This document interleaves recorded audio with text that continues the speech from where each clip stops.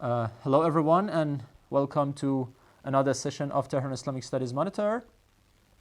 I'm really glad to have you all here and really glad to have the chance to talk to Sonja Brentjes and Amir Mohammad Gamini about Sonja's recent book on teaching and learning the sciences in Islamicate societies from 800 to 1700s. The sound is not good. Is there any problem with my voice? Okay. So let me introduce the guests and we will continue to have discussion about the book. Sonja Brentjes is a historian of science at the Max Planck Institute for the History of Science in Berlin, whose work focuses on the study of institutions, maps, translations, mathematical manuscripts, and the sciences in the arts in Islamicate societies between 800 and 1700s. She also works on cross-cultural exchange of knowledge and historiographical questions. She is the author of Travelers from Europe in the Ottoman and Safavid Empires, published by Routledge in 2010, and the current work under discussion, Teaching and Learning the Sciences in Islamicate Societies, which is published in 2018 by Brepols. She is also the editor of Globalization of Knowledge in the Post-Antique Mediterranean, which is published in 2016, and the Routledge Handbook on Science in the Islamicate World, which is published last year. And Amir Mohammad Gamini is assistant professor at the Institute for the History of Science, University of Tehran. His work focuses mainly on the history of astronomy in the Islamicate societies. In particular, he has worked and published extensively on Qutb-ad-Din Shirazi's planetary modeling, and besides, he is working on the encounter with modern science in Qajar, Iran. So, thank you very much, Sonja and Amir, for joining here. I will give a very brief introduction of the book, and then we'll give the chance to Amir and Sonja, respectively, to present their points about the book. To say something very briefly about the book can be said to be a work on a relatively unexplored area of study. That is the intersection between the history of science and the history of education in Islam. The book consists of 8 chapters and 4 appendices. Chapter 1 gives an overview of the historical context of traditions of science in the Islamicate societies. And in the next chapter, chapter 2, Sonja addresses the teaching of science in the early periods from the 9th to the 12th centuries, where the texts studied are usually Arabic translations of Greek works. Chapter 3 and 4 are devoted to the study of sciences in madrasas, and chapter 5 deals with teaching outside the madrasas, that is in hospitals, in private homes, and through travel. In chapter 6, Sonja deals with teaching and learning methods of learning and teaching sciences, and the goals of teaching and stuff like that. And chapter 7 focuses on encyclopedias and classifications of the sciences in the Islamicate societies. And finally, the last chapter, called Teaching Literature and its Temporal Geographies, deals with the introduction of important handbooks used in different fields, including algebra, arithmetic, number theory, medicine, astronomy and astrology, logic and natural philosophy, and geometry. So the outcome is an overview of different aspects of the teaching and learning the sciences in Islamicate societies, which can be very helpful even for those who are dealing with the topic for the first time. So I just tried to set the stage for Amir and Sonja to give their presentations and give their talks. So let's begin by Amir to give her points about the book. And thank you again, Amir, for joining us. And I'm at your service. Thank you, Mohsen, for your introduction. It is an honor for me to be here and talk about one of the works of an experienced scholar in the field of history of science in Islamicate societies. In recent years, I had a chance to work with Dr. Brentjes. I thank her for trusting me to cooperate in the project under her supervision. Now I want to talk a little about this work titled Teaching and Learning Science in Islamic Societies. There were always many questions about the way that Muslim or Arab students could gain scientific and philosophical knowledge. Was it only through self learning, or there were actually classrooms? What were the textbooks, and what was the procedures for students to learn mathematical sciences? Was there any difference between textbooks or other general scientific books? Were the madrasas or religious schools such as Nizamiyah schools open for the secular teaching and learning? And if yes, were the schools the only institutions for learning and teaching sciences, or there were other places such as hospitals and mosques, tombs, shrines, special houses for timekeepers, for as institutions for learning natural sciences? We add several other I can add several other questions which Dr. Brentjes deal with them. What was the model of learning and teaching? Did the teaching and learning sciences in Islamic societies has gained its model from other places such as pre-Islamic Persian institutions or Hellenistic scientific circles? What was really happened inside a classroom? Only dictating a text to the students or solving questions and problems? Or what?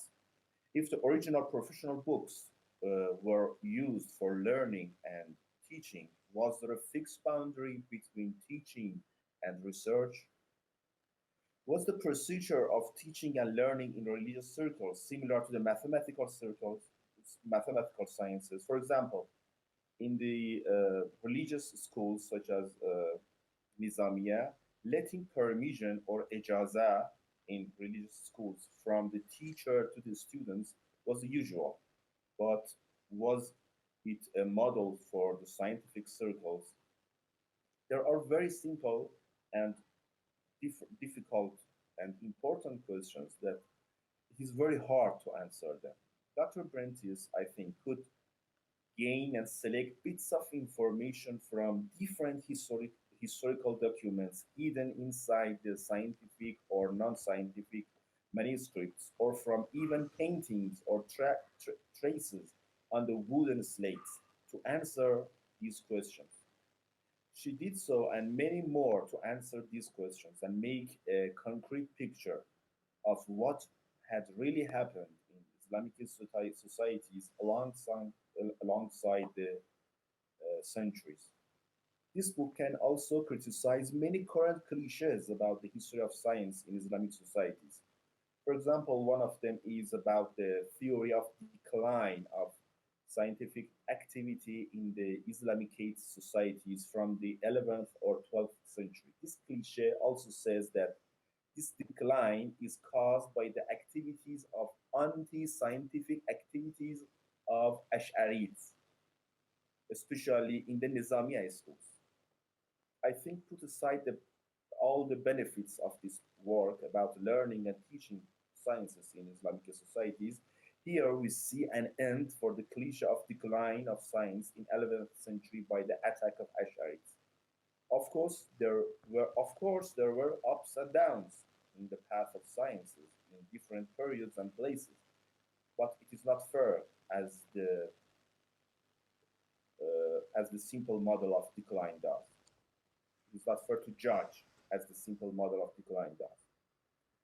I think the author shows us many mathematical manuscripts which had copied inside Nizamiya schools. As she writes, parts of metaphysics and natural philosophy, the mathematical sciences, in particular arithmetic, algebra, geometry, and astronomy, and medicine found their representatives and students at madrasas more or less regularly for 700 or 800 years. But another question comes up. Was this scientific teaching and learning activity inside the religious schools only a marginal activity in service of religious needs, or was there actual scientific research and new ideas in these schools? For example, we see many high up books inside these schools which were written to learn mathematical cosmology, but they are more or less in the form of abridged high up books without mathematical argumentation. Dr. Brentjes puts forward evidence from the high level teaching and learning of another form of higher books. I mean professional higher books. This form of higher books were written not only to present new ideas and criticize the previous ideas in theoretical astronomy, but also were used as textbooks for high level learning and teaching. The best example of this genre are Tusi's Memoir in Cosmology and Qutbuddin Shirazi's books in Hayya, and the generation of commentaries of Tusi's Memoir. Brentius brings many documents about institutions for learning and teaching professional Hayya books, such as in Shiraz School under supervision of Shamsuddin Khafri in 15th century. In addition to that, Brentius talks about the office of timekeeping as an official center inside the mosques or the schools, not only for social needs, but also to research and teaching. Personally, I was really surprised by the evidence I was encountered in this book. The author never goes to the technical mathematical contents of the books and manuscripts, but she truly understands the differences of levels of books and texts in different aspects of scientific activities. Chapter 8 is one of the most interesting chapters of the book. It is a survey of the scientific texts which were used especially as textbooks for mathematical sciences and medicine. The author presents the categorization of these textbooks. In the field of astronomy, she shows off uh, several types, but the main types for the astronomy are two sets of texts for teaching and learning theoretical astronomy. The first one starts with Euclid's Elements and continues with a set of middle books, which is called Little Astronomy, and ends with Ptolemy's Almagest. Any student which wanted to uh, learn about the uh, most advanced astronomy had to start with Euclid's Elements and the middle books, and at the end, he or she, I don't know, uh, could read the Almagest, that is the most advanced book in uh, mathematical astronomy. The students, by reading these texts in this order, were trained not only in mathematical computation of the parameters of the astronomical models, such as eccentricities or velocities of the celestial spheres of each planet, but also to compute and predict specific astronomical phenomena, such as the exact position of the planets or the solar and lunar eclipses, conjunctions or oppositions of the planet, or even compile their own siege. The second set of textbooks for the theoretical astronomy are Hayabooks, which, as I said, includes two kinds, abridged and comprehensive Hayabooks. These books represent a selected content of the first set. I mean that these books, for example, Tusi's Memoir, starts with some useful definitions and theorems from the Euclid's elements or middle books such as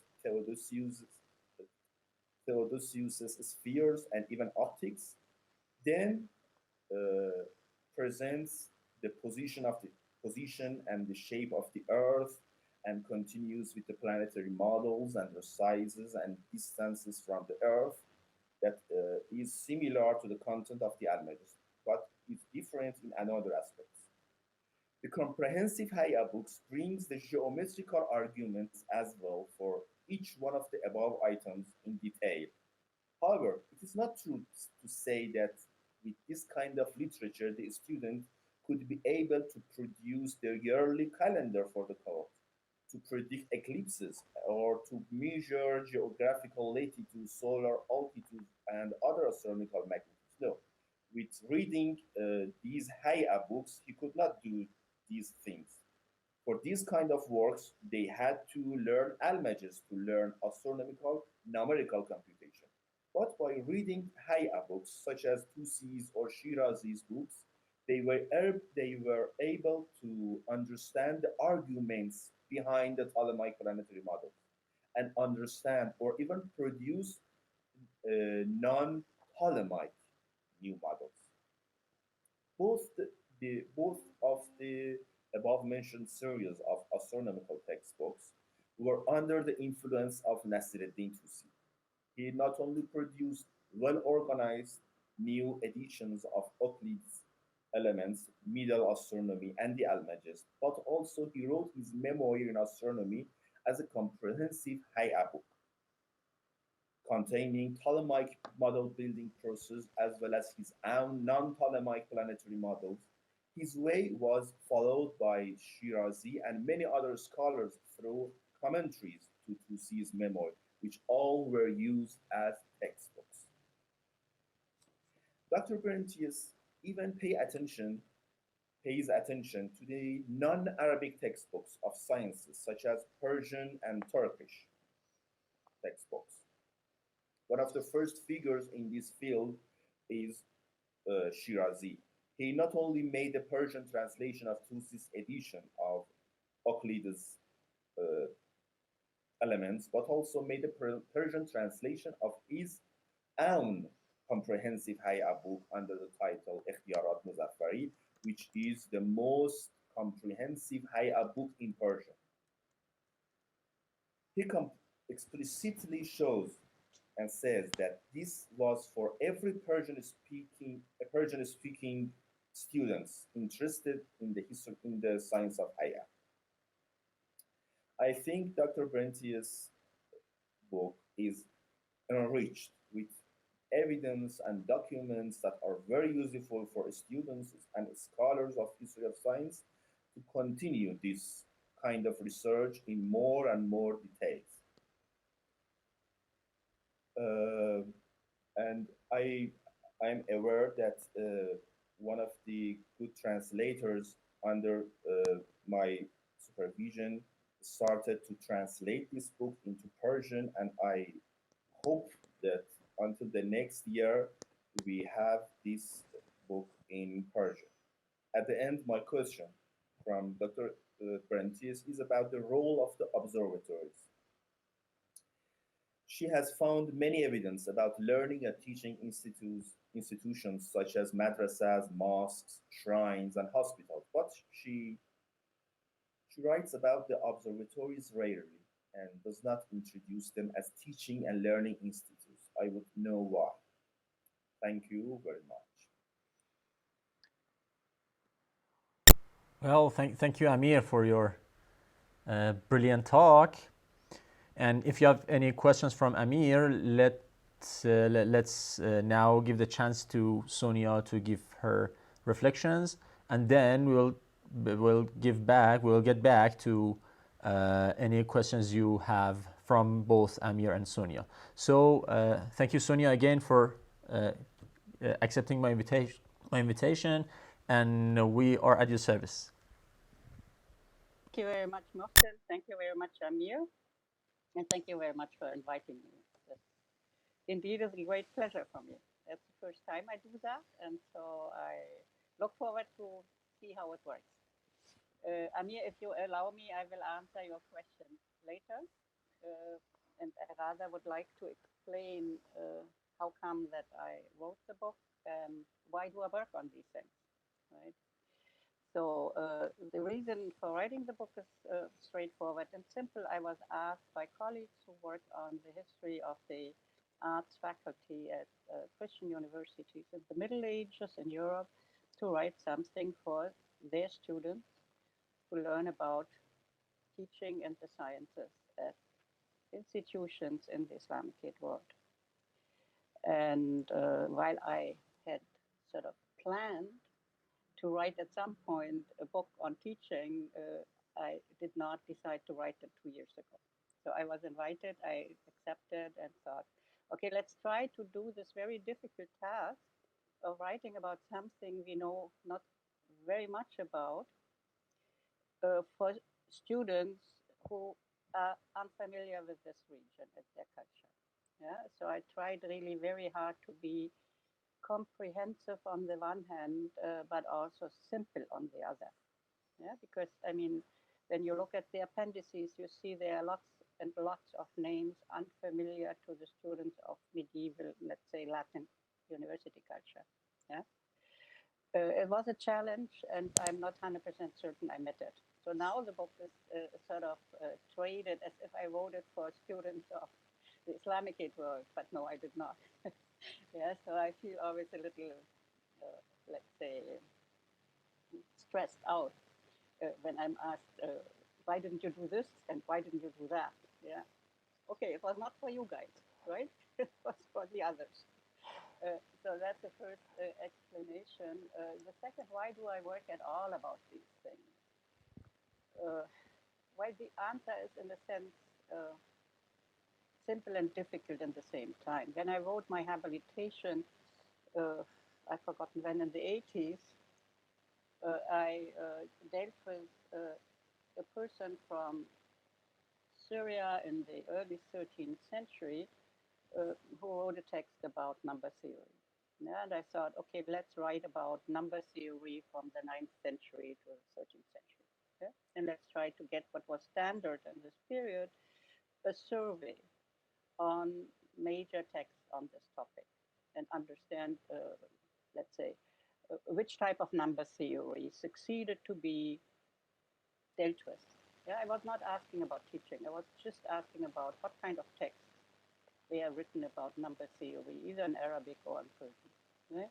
So I did that, and to my surprise, indeed, naive as I was then, yeah, I found out that this man was a madrasa teacher. Yeah? And if you remember what we believed in the 80s about the madrasa and the mathematical sciences, medicine, philosophy, that should not have been the case. Yeah? He should have taught fiqh, and he should have taught usul al-din, yeah? Or maybe hadith or tafsir. Yeah? No, he seemed to have taught all his life all these sciences. Yeah? So I thought, something is wrong with our perspective. There's something really interesting about the madrasa. And when George Makdisi published his really, truly great book about the madrasas and wrote there that the sciences were not a part of science, they could not have been a part, because why? This is a waqf, this is a religious institution, it's a charity. They could, by principle, not have been part of this institution. I started to say, I don't believe it.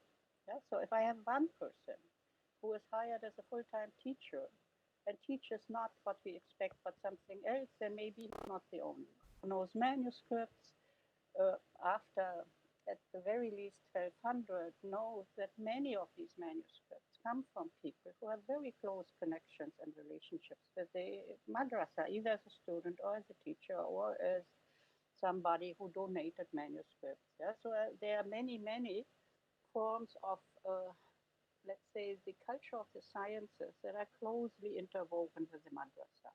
Yeah? And there are different developments in the different regions of the world where Muslim dynasties rule. Yeah? So it's not a unified picture, but it really depends how this institution developed in different areas. So that was one issue that motivated me to say, oh, okay, let's look for what's going on here. And the second is, as you all know, or at least Amir knows, our primary academic practice was to search for texts, edit them, translate them, and then write a scientific commentary depending on what the topic of the text was. Yeah? So that's the standard way, at least in my generation, and it's still pretty widespread among students writing a dissertation today. Yeah? But in parallel, I don't know, maybe 70s already, but certainly in the 80s and 90s, new topics came up, yeah, and new questions emerged. And one of the questions that was fundamental for my interest in teaching the sciences in Islamic societies was the question, where are these sciences? Yeah? Who are these people who deal with them? Why do they write these texts? And manuscripts in any kind of library that possesses Arabic, Persian, Turkish, and other types of manuscripts from the Islamic world knows there are tons of manuscripts of the sciences. Yeah? It's not two, it's not three, it's not 100, it's not even 1,000. And there are really thousands of these manuscripts. Yeah? And again, when you spend a couple of hours in such a library and get your hands, let's say, in Mashhad, yeah, in the shrine, and you see what these manuscripts are, you see they are teaching manuscripts. They are manuscripts that, in their majority, come from the realm of teaching. Yeah? And so I thought we have a real historiographical problem.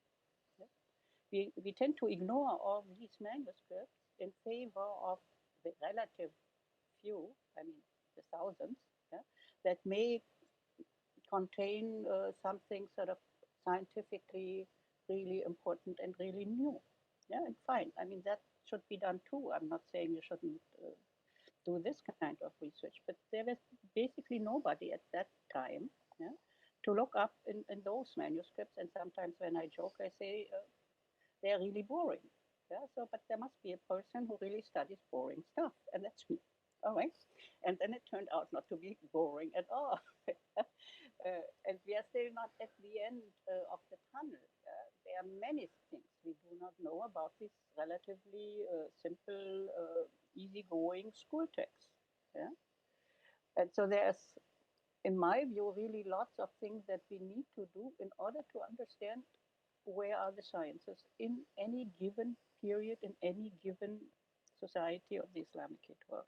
Yeah? So that's the second reason why I fell in love with this topic. Right? So when you do this, then you start discovering lots of details, yeah? As in any other research. Right? And so I went through cycles of revising my own views on the sciences. And of course, in particular, the mathematical sciences, because in terms of research, I'm not working on medicine, or I'm not working on the occult sciences. I'm not working on philosophy. Yeah? So I work on mathematical texts, I work on maps, I work on travelers, I work on biographical dictionaries. Yeah? So there, in terms of pure research, my competence for the field is much smaller than the content of the book. Yeah? So what did I discover? I discovered that as Amir already said, that already the Nizamiyas started this process, yeah, slowly and not extremely visible first, but they are the beginners, as far as I see the extant manuscripts, of the stepwise addition, if you want to, and later really integration of the sciences into the madrasa. So against Makdisi, I say, no, the sciences were really a part of the institution, yeah, of the madrasa. But that does not mean that every madrasa taught a scientific class. Yeah? So, and that has something to do with the character of the institution, because as you all know, it's not a university. Yeah? It's not very often an institute in this to make the difference, yeah, that is donated by a ruler, as many of the universities were. But everybody could create a madrasa. So you have a madrasa with one teacher and nothing but, up to the big madrasas, yeah, with tens of teachers and hundreds of students. So there are very big differences between the madrasas. Yeah? But when I say that the sciences became really integrated in the madrasa teaching practices, this means that you go into the main big cities and you will find at least a few of them where these classes really were taught. Yeah, so that's the first thing. Big cities, cities of being centers of culture in general, usually integrated scientific topics to different degrees into their teaching activities. Of course, you can then find out that not everything was integrated. Yeah? So certain parts were integrated, others were left out, at least as far as I know the manuscripts. And that's an interesting question also. Am I wrong by saying, for instance, the astrological parts of the astrosciences did not make it into the madrasa? It's possible that I'm wrong. Yeah, I'm not saying that I really certainly know, but I didn't find strong evidence for making the claim that beyond the mathematical parts, the Veach works, the Miqat, the astrological elements were also part of the madrasa. And that is a challenge, yeah, because we all know that astrologers or the experts of the astrosciences in their professional uh, status very often did astrology, in particular when they worked for courts. Yeah? So where did they learn their handicraft? Yeah? Did they learn in the family? Or did they learn it at the madrasa and we just have no choices? Yeah? Other things are alchemy. I have no real evidence that alchemy, beyond very rare instances, really was integrated into the madrasa. Yeah, so when I say the sciences are at the madrasa, it's not the totality of the science. But what I also learned, and of course that I found extremely interesting too, is in contradiction to what we believe about history of philosophy. Uh, we have clear traces for teaching philosophy in the Arabic world after 1300. Yeah? So it's not only Iran or parts of Central Asia, occasionally, or India under the Mughals or so. In centers of the Arabic world, in particular, of course, under the Ayyubids and Mamluks, the Ottomans are then again a different case. We have clearly elements of teaching natural philosophy at the madrasa. Yeah? So we should pay, that's why, attention to teaching, because yes, we do not know too many really sort of fundamental new philosophical treatises from after 1400 at the moment, uh, but this does not mean that they didn't deal with philosophy. Yeah? So there you see why I say we should not only do high-level research texts, but we also should read these boring texts, yeah, to know what's going on. Right? The third element is what you learn when you deal with manuscripts, not hunting a text, but really looking up what the manuscript is. Yeah, you see interconnections. Yeah, you see the ownership notes, you see the glosses, you see on originally empty pages, editions. Yeah, you can see who had this manuscript in his hands and what did they do with that. And so one of the manuscripts that is in Munich, with which I fell in love because of this property, is basically a collection of mathematical and astronomical texts. Most of it is Tusi's edition of Euclid's Elements and then a couple of other texts. Yeah? And so what you see in this manuscript is that methods coming apparently originally from philosophy, from Ibn Sina's way of writing commentaries, of dealing with his opponents and contemporaries, going over to Fakhruddin Arazi and his way of arguing how a decent commentary should be structured, should be composed, what kind of sort of respect one should pay to the person one wants to criticize, etc., to Nasser al-Din Tusi, etc. So all these things that develop, as we know by the works of the College in History of Philosophy by now pretty well, out of a sudden popped up in this one mathematical manuscript. Yeah?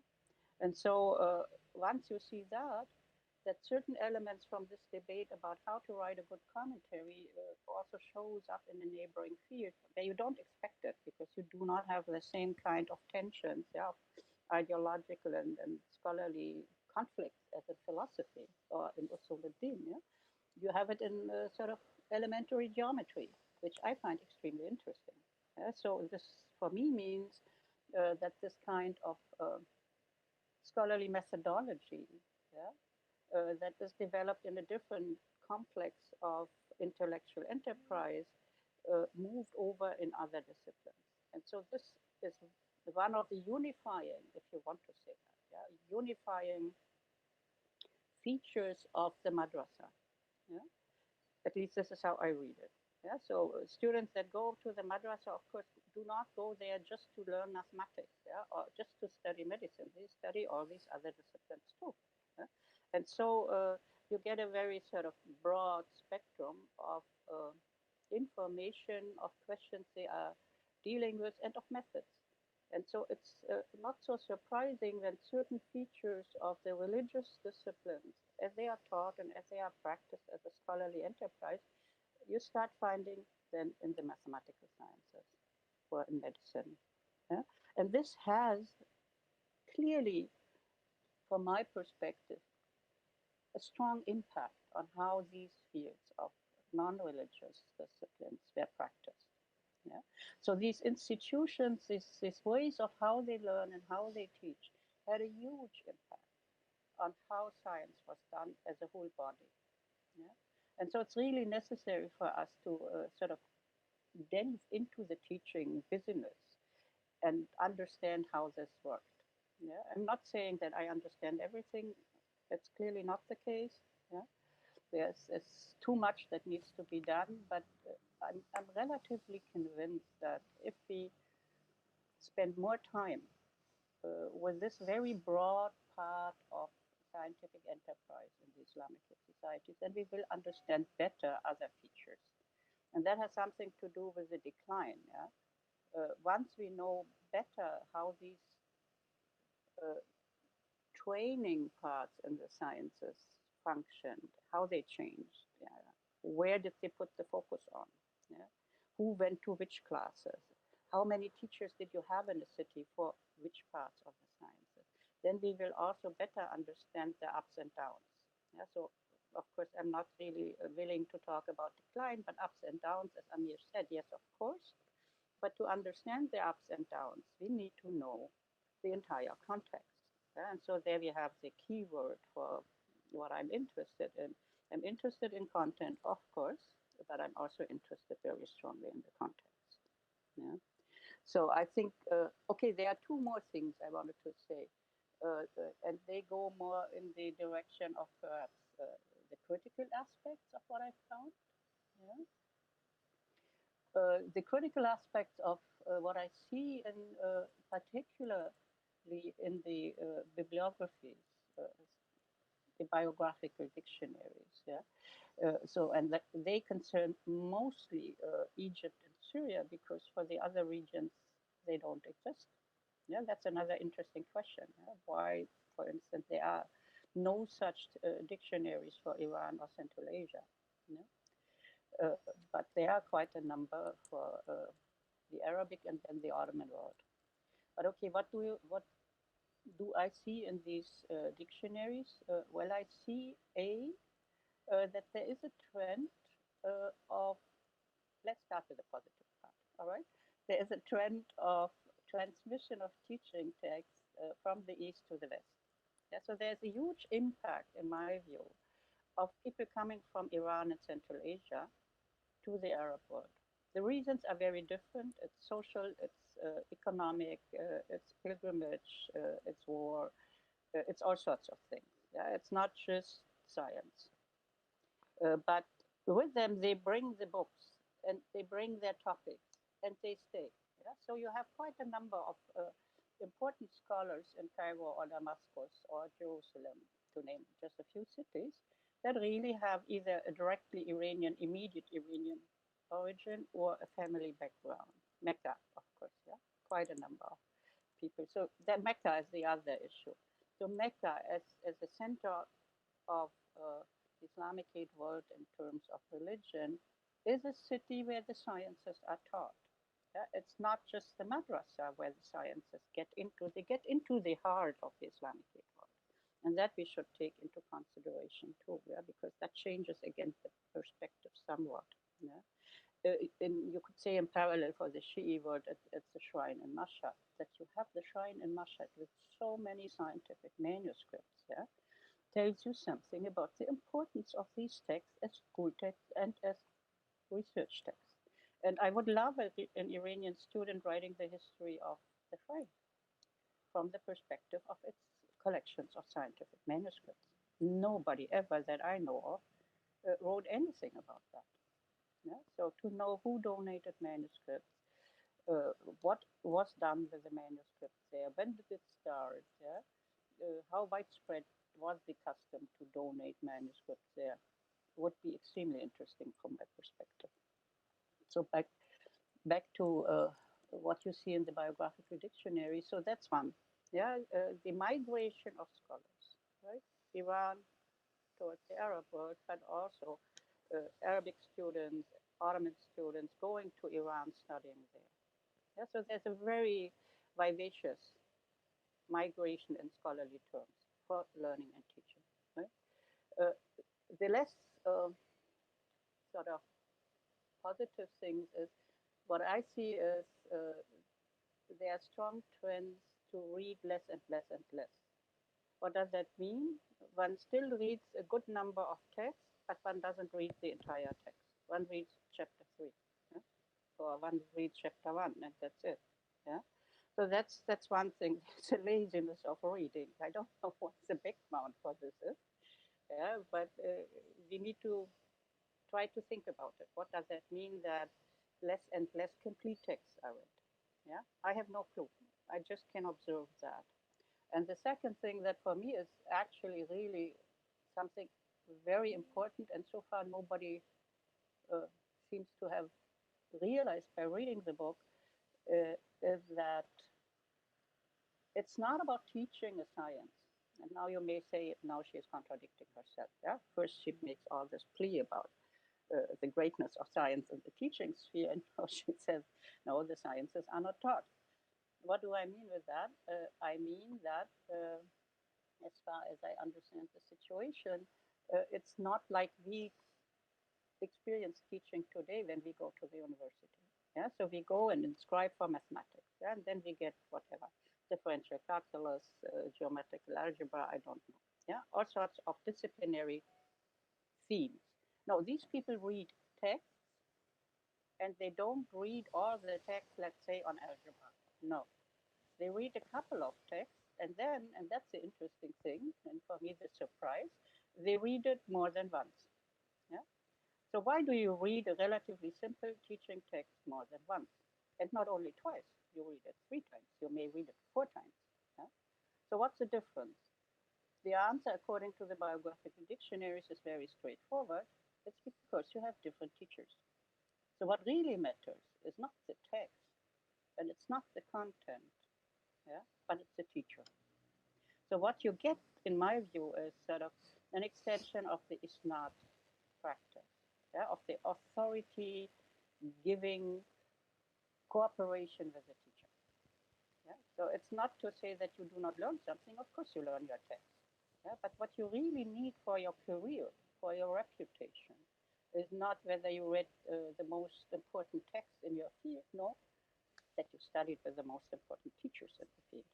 Yeah? And these are differences we should sort of really pay attention to and try to understand uh, what do they do to scientific knowledge. Right? So I think I'm almost done with my time. Yeah? Mohsen? Yeah. Okay, then let's try to answer Amir's question because that's very simple. to me at least, because I didn't know anything about teaching at the observatory. To write about something I don't know anything about is rather difficult. Uh, it's not flippant. I really do not know much. Of course, I know the standard things that at the observatory of Marara, they were teaching classes, and there was a traveling madrasa with Tusi, etc. Yeah, but I don't know really very much. The only interesting phenomenon that I learned through just going through manuscripts is not so much with the observatory, but with the people who work, let's say, at Marara. They seem to have taught the things that they discussed at the observatory wherever they went. Yeah, so when you look at the Shirazi copies or at Tusi copies, yeah, you see very often after the colophon a comment, yeah, I taught this text here and there, and my student copied this here and there. Yeah, and so collecting colophons and copying notes is a desideratum in our field. We should do that systematically to understand networks, yeah, and teaching practices. Because, for instance, in some of the Shirazi manuscripts in Istanbul, there are very interesting comments of copying it twice, three times in the same circle. I still don't know what that means. Yeah, whether it's a class with 3 students or 4 students, they all copied in the same time, or whether that means something else. I do not know. All right. Thank you very much. Well, thank you very much. Interesting, very insightful. I think I wonder if we have some students of history of science, but I think they can pick up some dissertations from your talk. And it was very insightful. Thank you. Amir, if you have further reflections. Thank you very much to Sonia and her simple answer to my question. Thank you. So we can now turn to other. If you have any questions, please let me know. And please let me know if you want to, if you want me to enable your microphone. Well, Hassan, I've asked you to enable your microphone, Hassan. Hi, it works? Yeah. Hi, um, dear Sonia. Thank you for being here among us, even virtually. So I'm a colleague of Amir, and I want to make some remarks. Unfortunately, you already had said the point I want to make in your last sentence. But I can explain a little more about the point that you have already made. Because I think there is a difference between Western attitude and Eastern attitude. In Western attitude, a madrasa, a place that we learn something, is more a place, it's a physical place, it's a geographical concept. But in Eastern concept, in Eastern attitude, it's not at all a geographical concept. It's not a place. Normally, when I say I go to madrasa, I want to say I go somewhere to learn something. And on the other hand, two things is more important in this conception. First is, as you said, the teachers, and the second one is the text. But when it's not important to learn from different teachers. What is important is to be confirmed by different teachers. So when we talk about someone who has already read some text with different teachers, it's not the teachers that are important. It's the confirmation of these teachers that is important. It's all that I want to say. By the way, thanks for your interesting speech.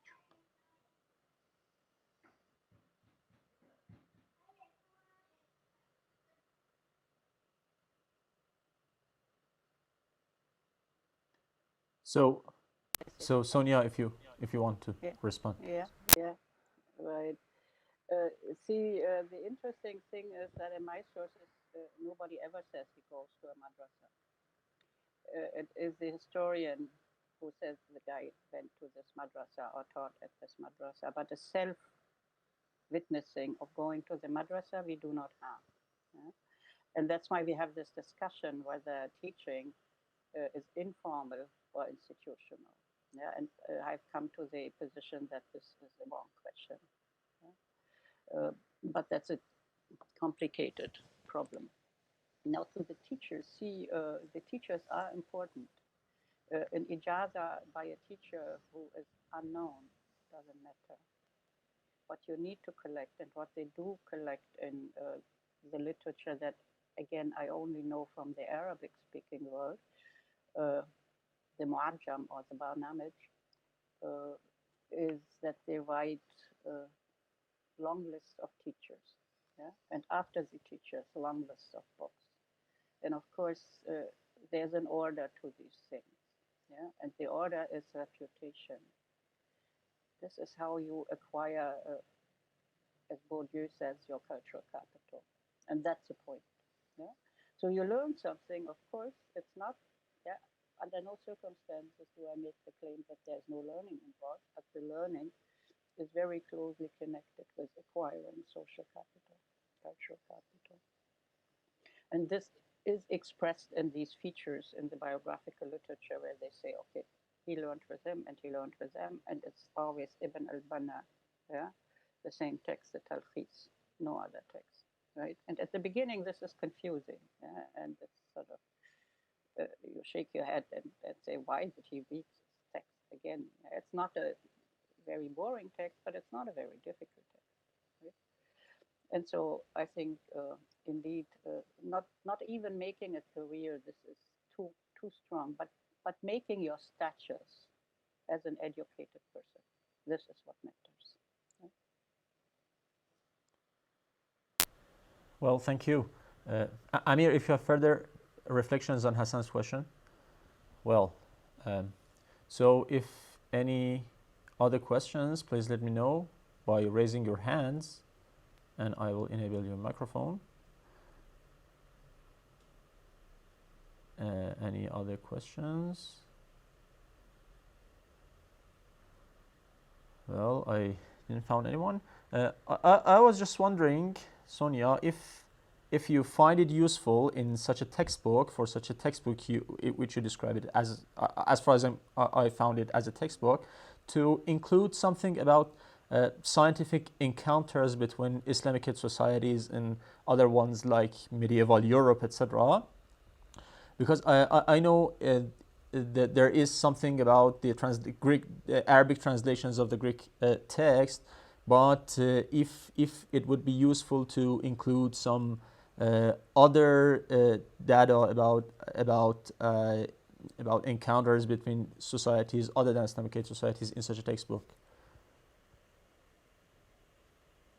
You just mean the book I have written, yeah. Whether I should have included these things. Yeah.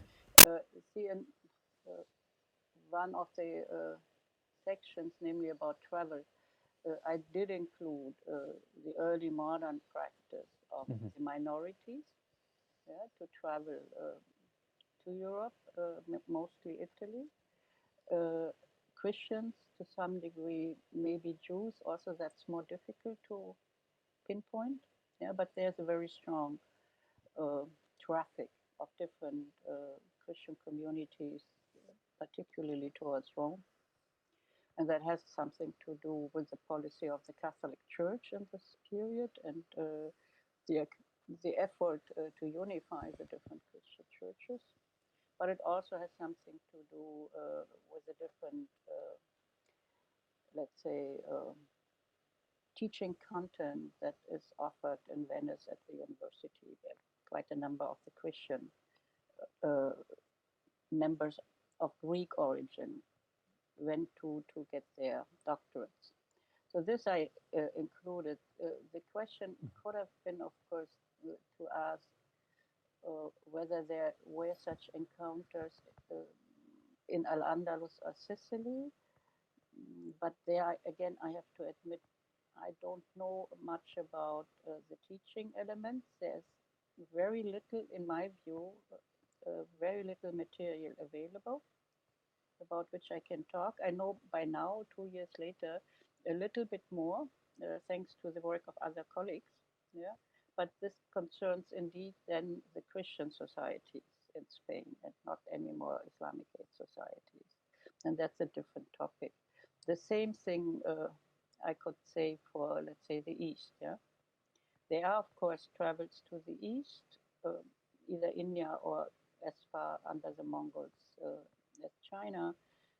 But again, there you should ask Orwell.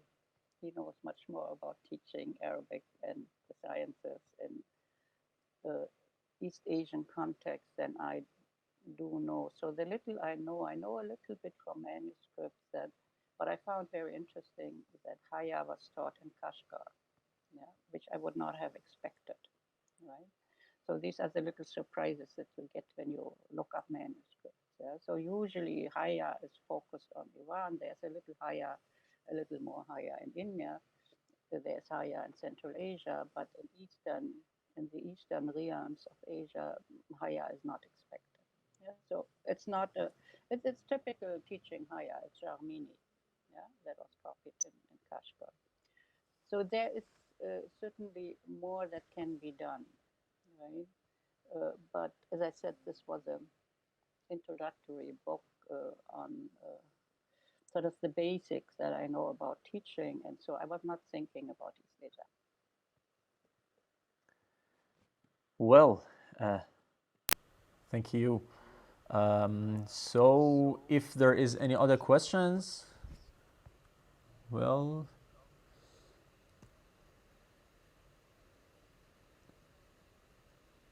Yuchi, or if I'm correct. Thank you very Please. Yeah, please.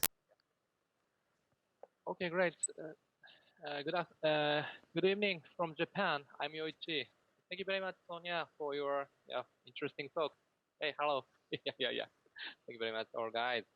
I really like to meet again. Okay, great. And my question is that I'm really got interested in your, explanation about why, bibliographical dictionary was written only in the, Arabic-speaking world, especially Egypt and Syria, from from the certain time. Yeah, I was convinced by your explanation. Of course, Islam tradition is really important, and to promote a career, yes, who were teachers is more important than what what kind of text was read. The But on the other hand, still, I'm wondering why, Iranian world, Iranian speaking world, including Central Asia, not so much written such kind of, biographical dictionary. Because, as you said, of course, the migration was mutual in terms of transmitting knowledge, seeking for knowledge. Of course, so the such kind of stream is not one way from, east to the west. Another, position from, Arabic speaking world to Iranian world, it is listed. And of course, so on the basis of your explanation, in Iran also such kind of bureau dictionary could have been written, but the fact is not. Why such kind of phenomena cannot be found in the Iranian world? That's my question. Thank you very much. Thank you, Yoichi. You like always to push me overboard. What can I say? See, there was always this discussion about why did the scientific revolution did not take place anywhere else but in Western Europe. And at some point, I decided this is a question I never can answer because there is no documentary, no document, yeah, nothing, no trace left of something that did not happen, right? So all I can do is speculate, right? And I feel increasingly uncomfortable with this part of the historical profession. I rather want to talk about things that I can prove, where I have evidence, and where I can make claims about that I feel not necessarily certain, but at least where I feel I have a justification to make the claim. Right? So that's about how my working style changed. Right? Now, how can we approach the question, right? Since we cannot find documents. I mean, of course, there can be something in the shrine, for instance. What do I know? I mean, I have forgotten 5 million manuscripts there, Amir, is that right? But at least a huge number of manuscripts. Who knows? Maybe there are biographical dictionaries of the ulama there. See, it's not that there are no biographical dictionaries in the Iranian world. This I did not say, right? I just said they are not of the same kind as in the Arabic world. What's the difference? They are about poets. Yeah? This is what I know. They are biographical dictionaries of poets. I'm even uncertain whether there are biographical dictionaries like in the Arab-speaking world of the fuqaha, of the huffaz, yeah, of the people who deal with the religious sciences. Yeah? The biographical dictionaries I work with normally is not so much Ibn Abi Usaybiya or Ibn al-Qibti, but it's the type of dictionary that deals with all the scholars, whether men or women, of 1 century. So with the entire package. Yeah? And this kind of dictionary I never found in any kind of Iranian, Indian, Central Asian libraries. So there must be other, let's say, there must be other forms of establishing reputation, yeah, and scholarly authority. And that would be the question to ask for me. Yeah? Which are the forms that we can really prove that they existed, that gave scholars in Iran the authority to speak out and to become important? One thing it's not speculation, but I don't know too much about it, is the majlis. Apparently, for a longer period of time than in the Arabic-speaking world, there were public majalis taking place in Iran and Central Asia, and they had something to do with the court. So there was a connection between reputation building for scholars and the court that seems to have been different from what happened in the Arabic-speaking world. But don't nail me on that. Yeah, I didn't do research on it. These are sort of impressions that I have from looking up books and manuscripts.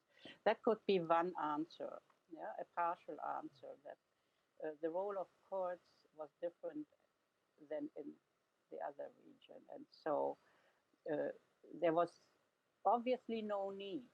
That's something I would conclude from the non-existence of this type of dictionary. There was obviously no cultural, no social need of writing up who is important in our world, because this is what these dictionaries are about, right? So when Sahavi writes his dictionary, it's about, very simply speaking, about 2 things: about himself, yeah, to make certain to other people how important he is, and then to say who are the important people he met, and this goes together, yeah. So by telling people who are the important people he met, with whom he talked, what did they do in terms of writing, meeting other people, etc., he creates his own reputation. Yeah? And he also says who belongs to the circle of people I find important. Yeah, so this is a very active way of community building and reputation building. And apparently in the Iranian world, in the Persianate world, let's say, sort of in a brief manner, this was not necessary. This was not needed. Yeah? And so the question to us is really, what are the forms that were practiced there? Thank you very much. Great.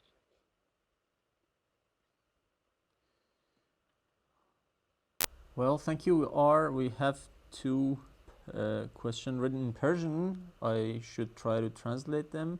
The first question is, how can revisiting or rereading the history of science be, or if it can be related to the contemporary policy making in universities or stuff like that, or should we include in the curriculum of the students and universities in different fields? Should we include some sort of post-Western? I'm wondering if it is post-secular or something else, historiography, and so the last question is somehow doesn't really. I think it is if there has been something done. I think we may ask the last question from Amir, if if it has been done something in the in Iran or in the Iranian universities.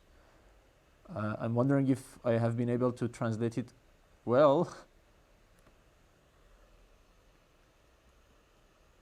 It depends on what you mean to ask with this question, whether revisiting the past can help us in the present.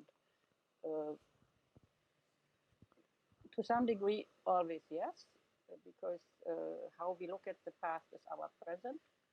We are people of the present, and we have our own questions. We have our methods. That's why at the beginning I said how my interests and how my methods changed over time. Yeah, and that has, of course,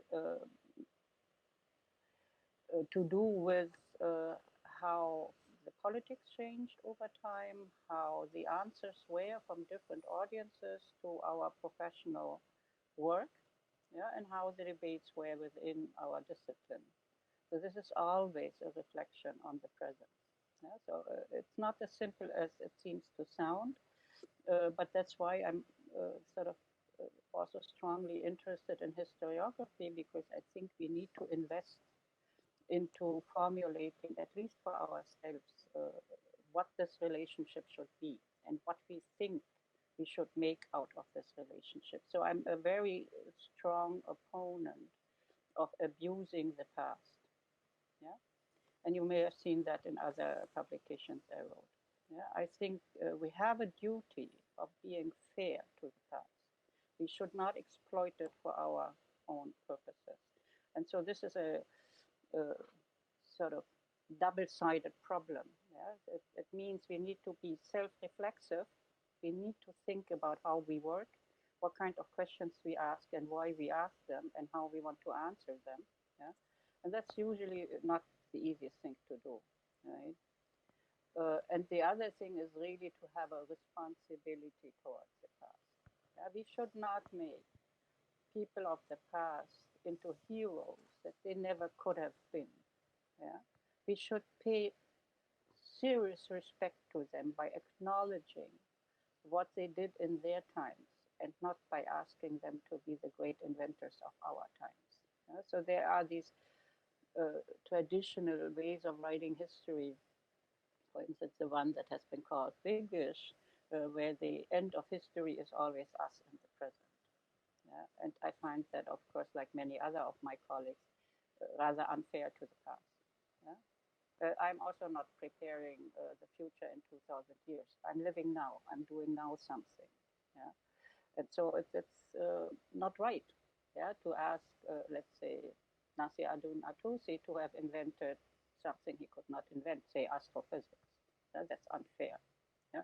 Or all these interpretations that have been proposed by colleagues of, I'm sorry when I sort of hurt someone's feelings, this is not meant to be the case, but about inventing 19th century mathematics that was developed in European universities. This is wrong history. This is not history. This is ideology.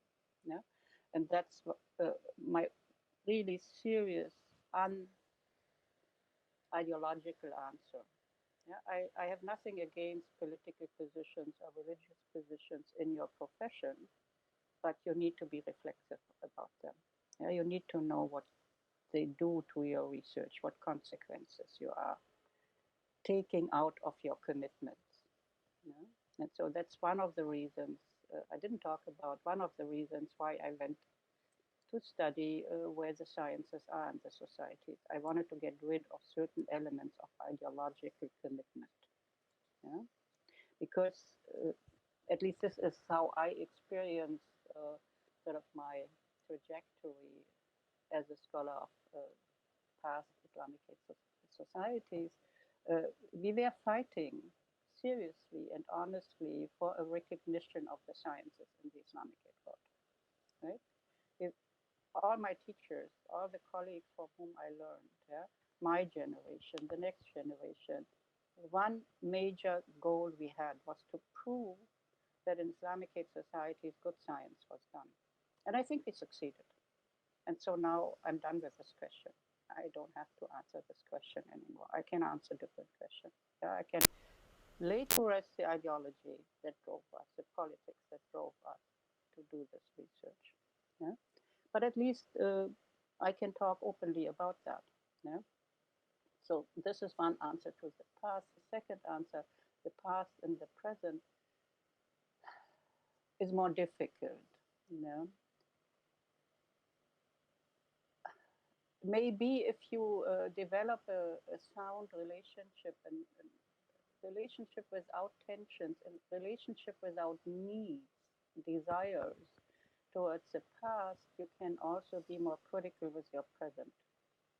But that's just a speculation, right?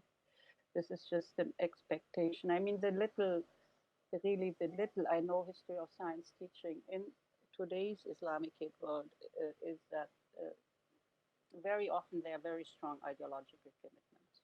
And so a sound relationship to the past can help you at least to sort out these ideological commitments. Yeah? Well, thank you. Amir, if you have any further reflections on the question?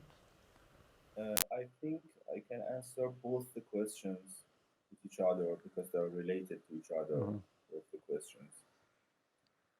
First of all, I think when you talk about native science, for example, or Islamic sciences that some of the politicians or some of the thinkers in Iran always talk about it, I think that if you want to answer this question, we have to know what is the meaning of native science.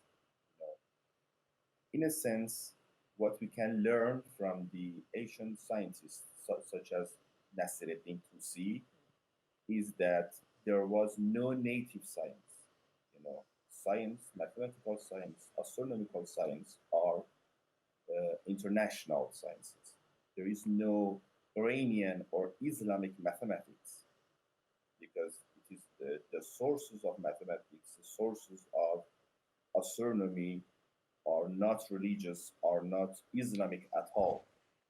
When you look at one of these textbooks or one of these astronomical or mathematical or books in optics, there is no hadith or there is no verse of Quran to prove a theorem or to prove a theory.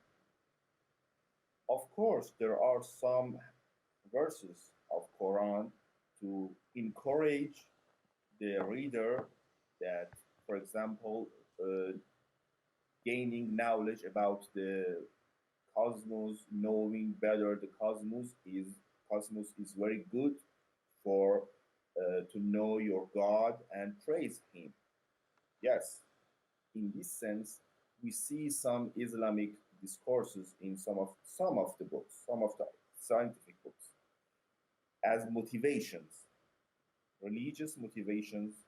Yes, sometimes we see them in scientific books of in ancient Iran or ancient Islamic countries. But there is no native or Islamic science. You know, there is no, for example, you do not see that Tusi tries to solve the contradictions between Quran and astronomy. In fact, there are some contradictions.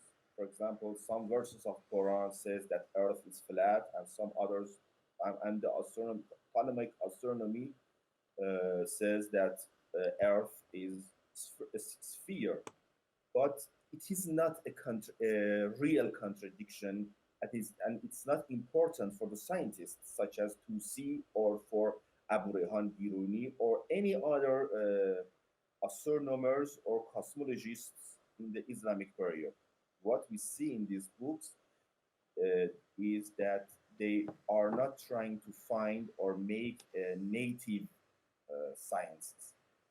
But in another sense, yes, in another sense, we can understand that there is a native science. For example, what does it mean?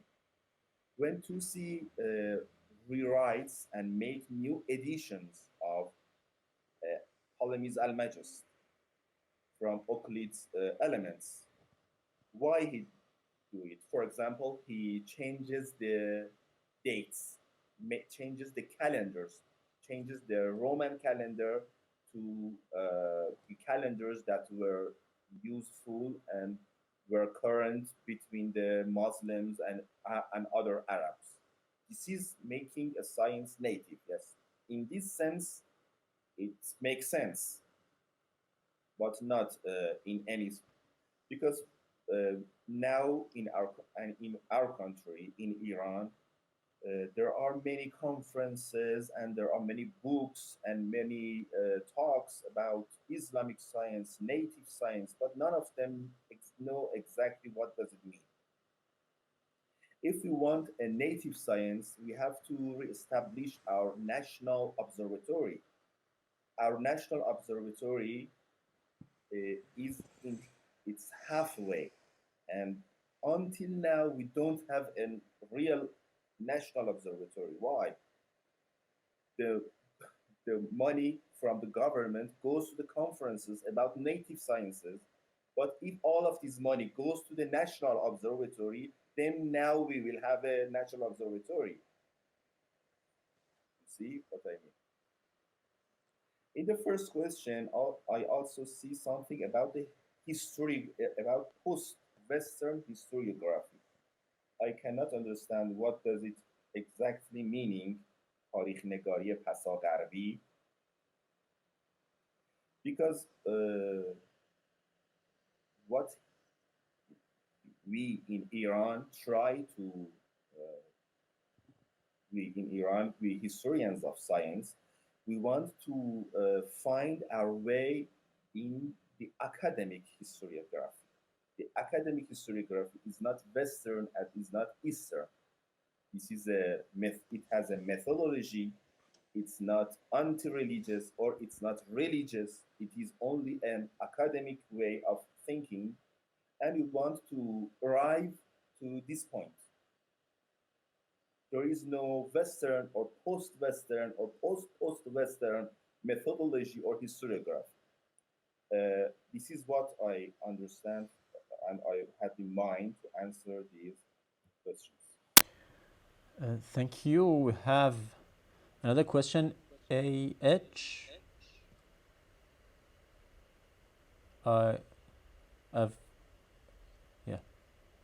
Yeah. My name is Atta.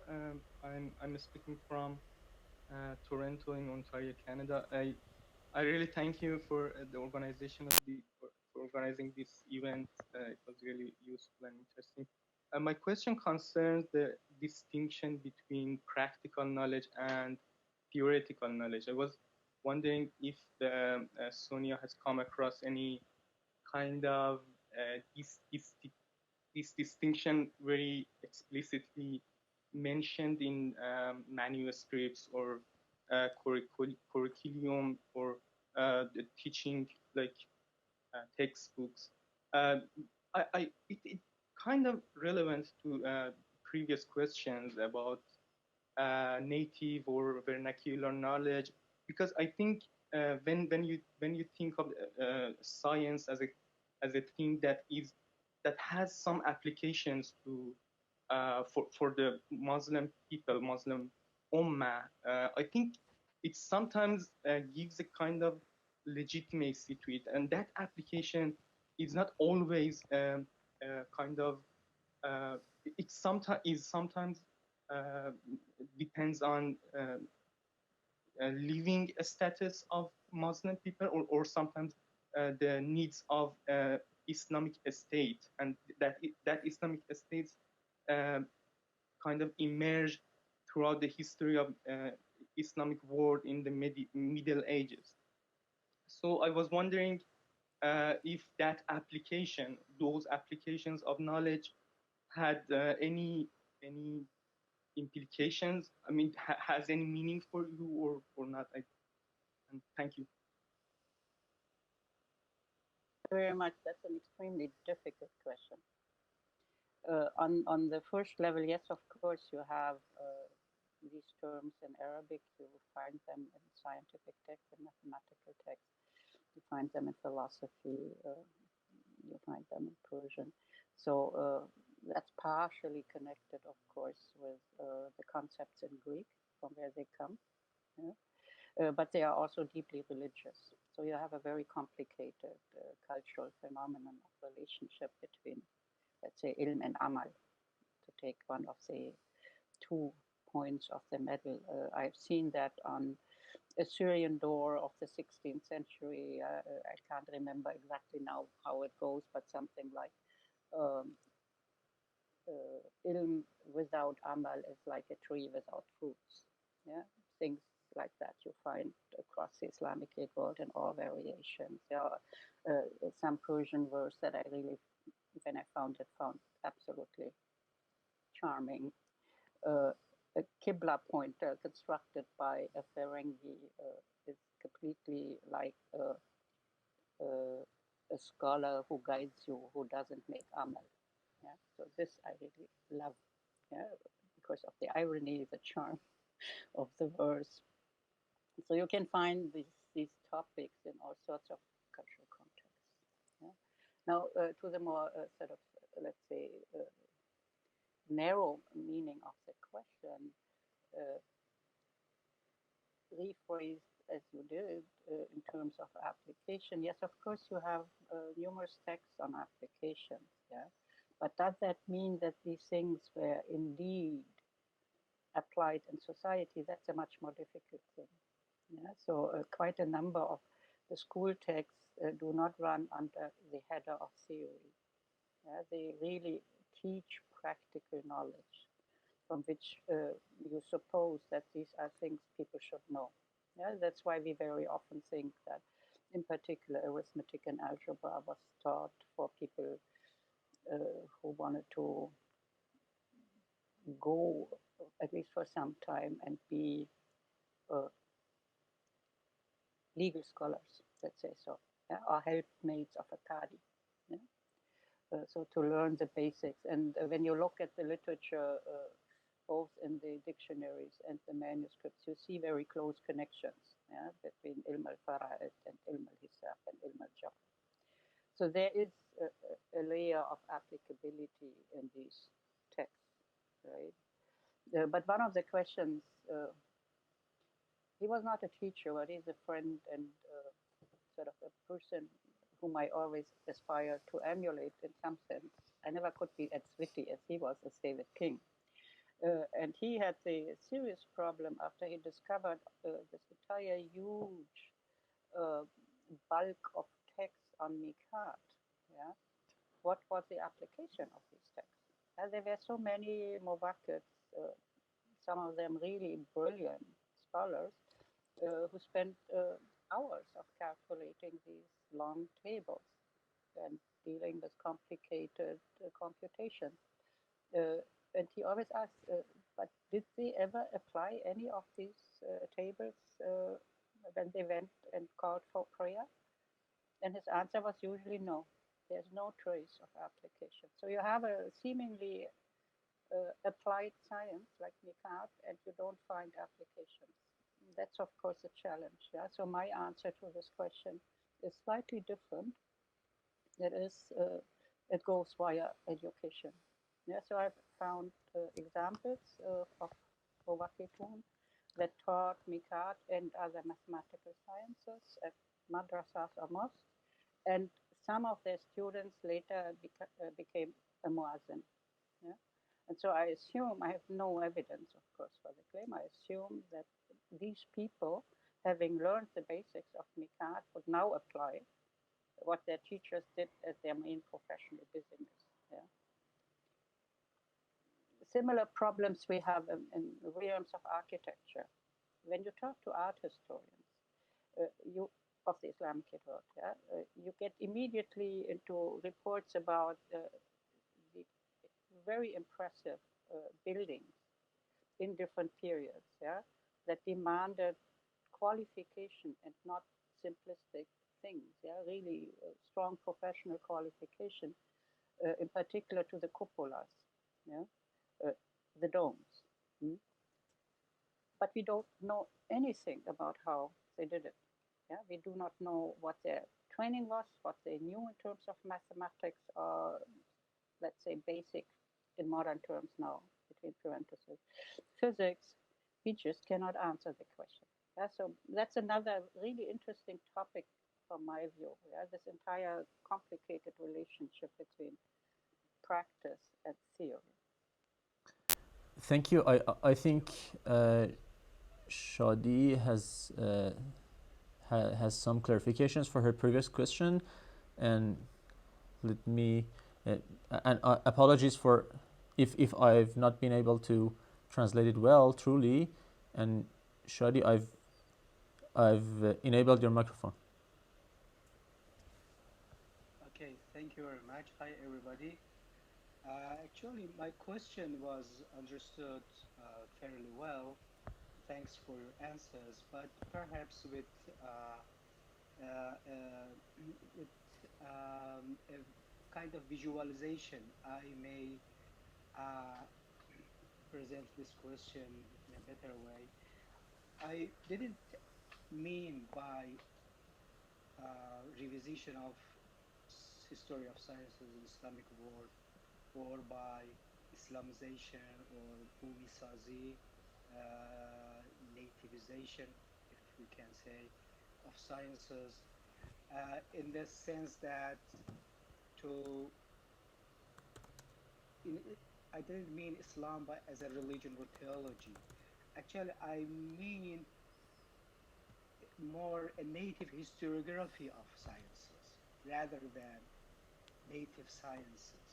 So, as Professor Sonja said, till 70s and 80s, so the mainstream historiography of sciences was that in madrasas, etc., there was not such sciences. It was more religious knowledge, etc. And the birth of modern universities in Islamic countries, including Iran, was based on that concept of the history of sciences or history of education in Islamic world. So when the modern Iranian government in late 90s decided to establish higher education and also educate modern sciences, so they established new learning centers, Darul Funun or Tehran University, because they were thinking that madrasas, they don't have anything to do with sciences. In contrast to the Western development of the higher education, so we know that in Middle Ages, the higher education centers, they had mainly three faculties: Faculty of Medicine, Faculty of Theology, and Faculty of Law.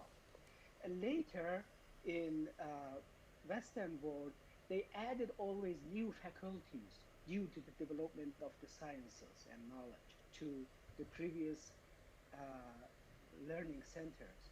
But what happened in Iran in late 90s, they marginalized the madrasas in Qom, Mashhad, Isfahan, Tabriz, or elsewhere. They established new learning centers, and that was based on the Western, let's say, Western-centered historiography of sciences. And my question, I wanted to know, to say that so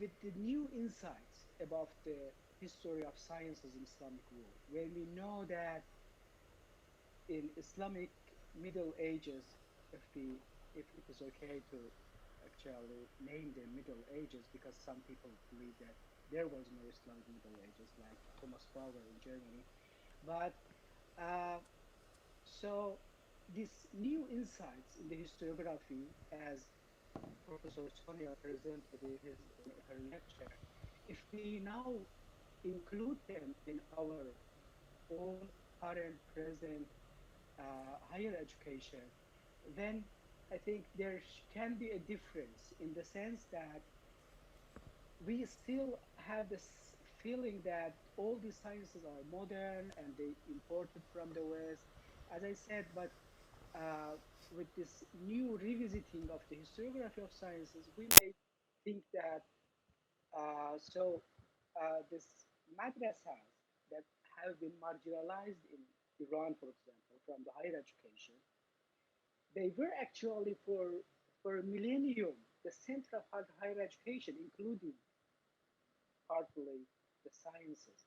So this then can lead to a kind of developing a native historiography of sciences, not native sciences, not native mathematics or native physics, but native historiography.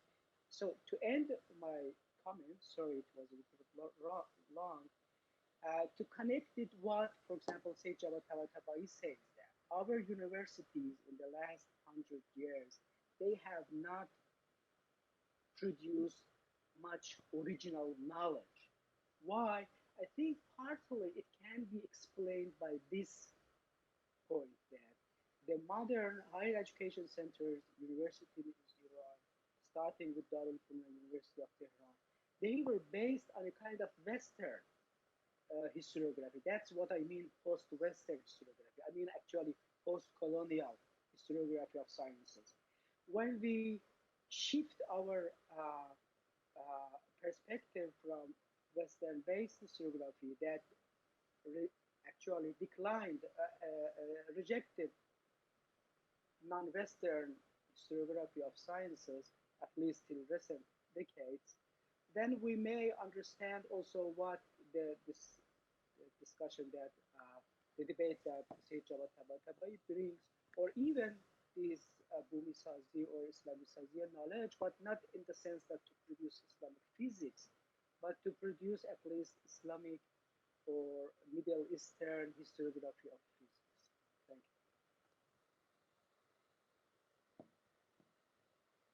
you. Something. I find the question interesting, but I hesitate to formulate a clear response because I'm still not fully understanding what exactly you mean. Yes, of course, to some degree, you can declare me being a Western historian, but that's just an accident by birth and by the loss of the country in which I was born. I started my life as an Eastern historian. So I don't know what I am. I am a historian, right? And I try to do the work I do as good as I can do it. Now, do you need a special Iranian history of science? I do not know. I do not know what that could be. Yeah. I do not know which kind of questions you might want to ask and then declare that being special Iranian. I would be curious to have one question at least where you think that would be then special. That's a half of the answer. The other half is I do not know whether you are aware of some writers in the last, I don't know, 10, 20 years, mostly, as far as I know them, Arabic, and they have a different problem than you seem to formulate. They really want to recover an Islamic element in the sciences, yeah, because their argument is they are Muslims, and I take this seriously. Yeah, it's not that I devalue it. They want to be Muslims and scientists at the same time, and that's a challenge. Yeah, but what do they do? As far as I can see from the things that they publish, is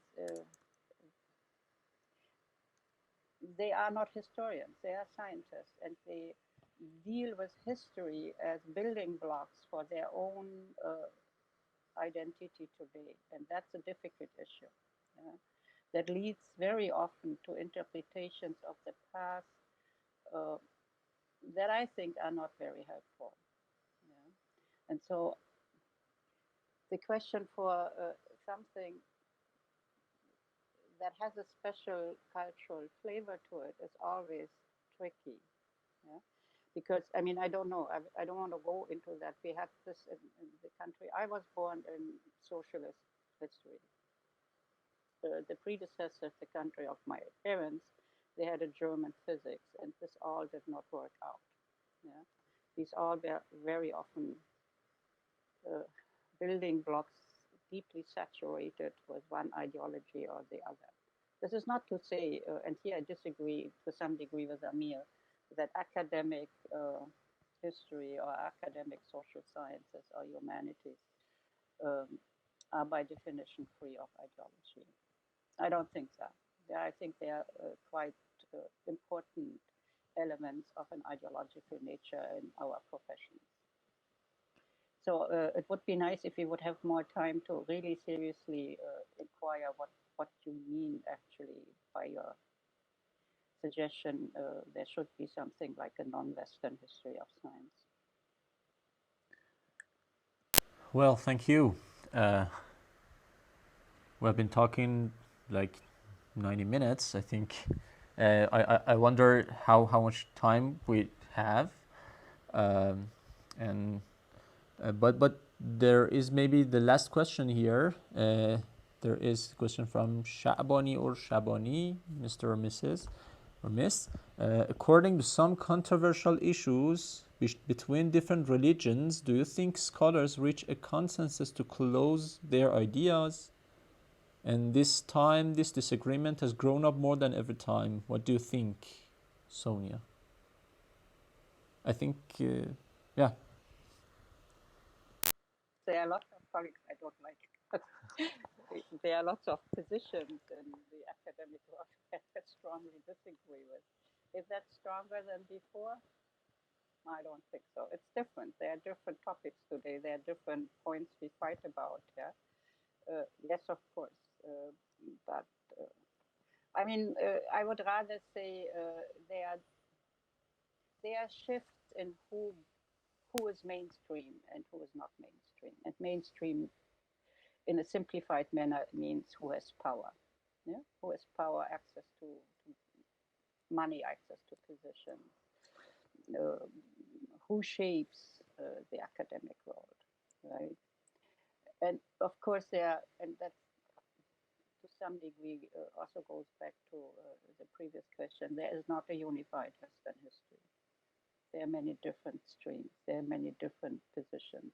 Also in history of science of Islam, I usually feel myself rather marginalized. Yeah, I do not think that I'm mainstream. And so there are many other topics and many groups in the academic world that, in terms of their academic profession, fight against each other. But that's one of the charming things too. It's not only negative. Well, there's another question which I think was partly included in Shadi's question. But let me make a final peripheral question. Speaking of the predecessor generation of the historian of science, I would like to know your evaluation of the and the impact of Fuat Sezgin's works and how it is how is it evaluated now, and if it is reread or revisited. Yeah. A good question you could have asked. Why didn't you ask me what I think about Bashi Sabra? That would be much easier, right? So see, now I'm challenged between being a diplomat or being an academic. So if okay, let's be let's start with a positive answer. Yeah, please feel free if you won't if you don't like to ask the question. I don't like that you ask the question, but since you ask, I will answer. The positive thing is, of course, the Geschichte des arabischen Schrifttums. Yeah, this is a great work, and everybody who works with it, despite all the sort of mistakes that happened, etc., it's very helpful. There is no doubt about that, and it's regrettable that it ends in the 4th century Hijra. Yeah, it would be much better if it would have gone to the 20th century, the 14th century Hijra. Yeah? That would be great. So, I mean, if there would be another colleague to continue this work, this is invaluable. This is very helpful. Yeah? You start your research on a new topic by, if you work in this period, by going and opening Wojciechowski's volume. Yeah, and everybody of us does that. So that's a very great service he did. All the fields, right? Then let's answer the problematic part with the last volumes on cartography, yeah? Because that's a field where I feel quite comfortable with making a statement. Again, it's this type of conflict that you have between trying to be a historian and trying to do something for your cultural identity. Fuad Zetskin is, of course, somebody who had a very clear commitment to an Islamic identity, and he always would address that. I mean, there was no secret about it. He did not deny it. It was part of his academic identity, which of course has consequences for his interpretation. What he never, in my view, never managed to do is to question that. Yeah? And so there is this one stream that united in the 70s and 80s the so-called Westerners and the so-called non-Westerners is to prove the greatness of the sciences and the scholars in the Islamicate world. And Zetskin does that. Yeah? We did that all, right? So it's not he is not alone in this desire to prove superiority. And that's an interesting political and cultural phenomenon, of course, to understand from where does the need to prove superiority come, and what are the historical factors that made science as a good topic for fighting over superiority. And that's something, historically speaking, we still do not know exactly. I mean, of course, we know Avrani and we know Renan, etc. But we do not really understand the different factors that produced, as you say in German, the fight of the cultures. Yeah, so it's an important issue of intellectual history.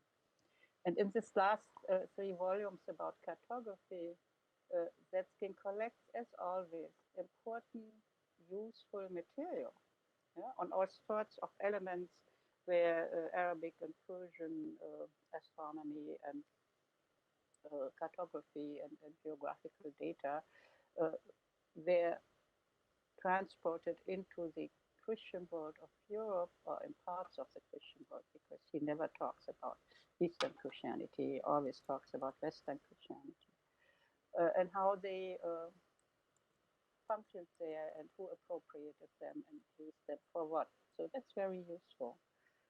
But in one, let's say so, his entire approach is wrong. Yeah.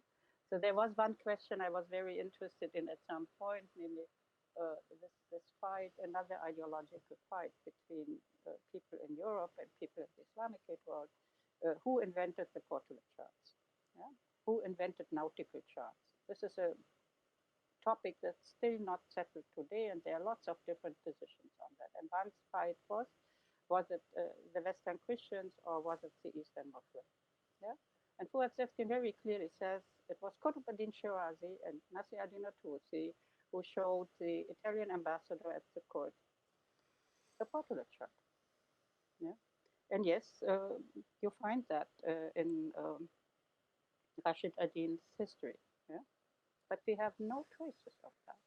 So I went to try to see whether indeed, as that's been claimed on the basis of this evidence, these extant Majorcan, Italian, and later French, etc., Portugal charts showed traces of translation, wholesale translation, yeah, of a Persian map or an Arabic map into Italian or into Catalan or into Spanish, etc. And to the best of my efforts, no, there is no such proof.